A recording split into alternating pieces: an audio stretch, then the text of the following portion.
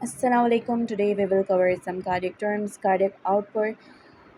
Cardiac output is a volume or amount of blood the heart pumps per minute. एक minute में heart कितना blood pump कर रहा है उसे हम कार्डियक आउटपुट कहते हैं। कार्डियक आउटपुट को कैलकुलेट करने के लिए एक फार्मूला है जिसमें हम हार्ट रेट और स्ट्रोक वॉल्यूम को मल्टीप्लाई करते हैं। So what is heart rate?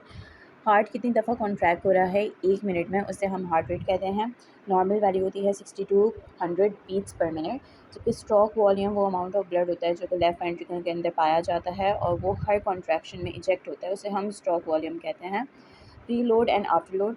Pre load में अमाउंट ऑफ ब्लड आती है वेंट्रिकल्स के अंदर at the end of diastole और फिर उसके बाद वो रेडी होती है कि वो हार्ट से पंप हो सके। यहाँ पे हार्ट से वो बाहर पंप नहीं होता ब्लड, सिर्फ उसी वेंट्रिकल्स में आता है। फिर आफ्टर लोड आता है, इसमें हार्ट प्रेशर लगाता है ताकि वो ब्लड को पंप कर सके हार्ट के बाहर ड्यूरिंग सिस्टोल, और हम इसे सिस्टोलिक ब्लड प्रेशर के थ्रू मुहैया कर सकते हैं। नेक्स्ट है कॉन्ट्रैक्टिलिटी। कॉन्ट्रैक्टिलिटी स्ट्रेंथ है, ताकत है हार्ट मसल्स की जो कॉन्ट्रैक्शन में काम आती है। इसके बाद है ejection fraction. Ejection fraction is the percent of blood expelled from the left ventricle with every contraction. ये वो परसेंट होता है जो कि लेफ्ट वेंट्रिकल से इजेक्ट होता है विद ईच कॉन्ट्रैक्शन। इसकी नॉर्मल वैल्यू 50 to 70% होती है।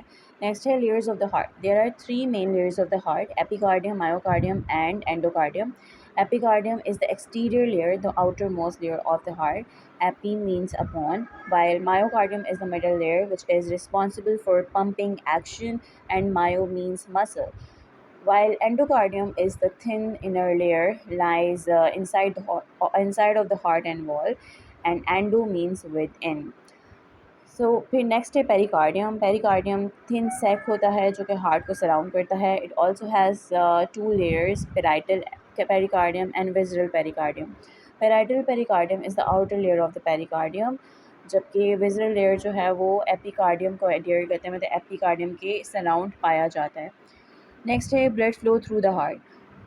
यहाँ superior vena cava and inferior vena cava से डीऑक्सीजनेटेड ब्लड राइट एट्रियम में आता है। डीऑक्सीजनेटेड ब्लड वो ब्लड होता है जिसमें ऑक्सीजन की कंसनट्रेशन बहुत लो होती है।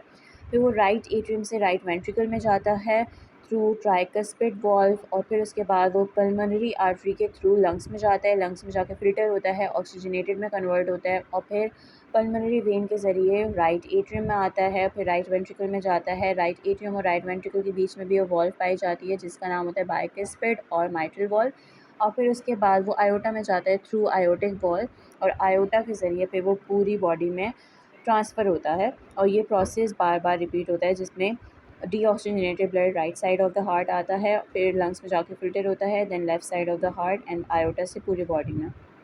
नेक्स्ट है difference between veins and arteries. Veins का काम होता है डी ऑक्सीजनेटेड ब्लड को हार्ट में लेकर आना, जबकि आर्टरीज़ का काम होता है ऑक्सीजनेटेड ब्लड को हार्ट से लेकर जाना, पूरी बॉडी में ट्रांसफ़र करना। वेन्स स्मूथली फ़्लो करती हैं जबकि आर्टरी है वो पल्सेस में फ़्लो करती है। वेन्स की थिन वॉल्स होती हैं, आर्टरीज़ की थिक वॉल्स होती हैं। वेन्स के अंदर वॉल्व भी पाया जाता है ताकि बैक फ़्लो प्रिवेंट हो सके, जबकि आर्टरीज़ के अंदर कोई भी वॉल्व नहीं होता, वॉल्व एब्सेंट होता है।